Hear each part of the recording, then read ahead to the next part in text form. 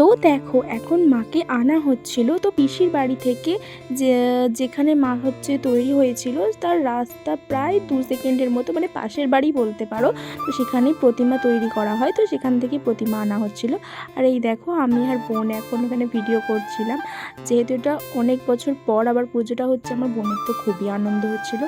মাঝখানে কোনো কারণে কিছু বছর পুজো অফ হয়ে গিয়েছিল, তো এবছর থেকে আবার নতুন করে পুজো শুরু হয়েছে।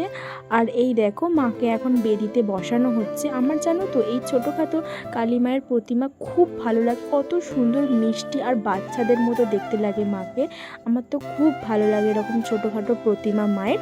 আর এই দেখো রাত তখন 12টা বাজে, আর তখনও নিচে পুজো হচ্ছিল। তো আমরা শাড়ি টাড়ি পরে কিছু ফটো টটো তুলে, তো তারপর আমরা এখন ছাদে এখানে বসেছিলাম, যেহেতু নিচে প্রচণ্ড গরম ছিল। আর নিচে দেখো কিছু বাড়ির লোকও হচ্ছে এখানে বসে বসে পুজো দেখছিল। তো তারপর বোনকে বললাম চ নিচে পুজো দেখতে যাব। রাত দেখো 1টা 9 বাজে, তখন আমরা ছাদ থেকে নেমে এখানে পুজো দেখতে বসেছিলাম। তো আমাদের খাওয়া দাওয়া প্রায় কমপ্লিটই হয়ে গিয়েছিলো, যেহেতু 1টা 9 বাজছিল।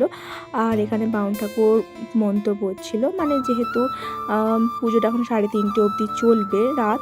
আর এখানে আমার বোন, আমার বান্ধবী, এখানে তো সবার খুব ঘুম পেয়ে গিয়েছিলো, আমাদেরও খুব ঘুম পেয়ে গিয়েছিলো।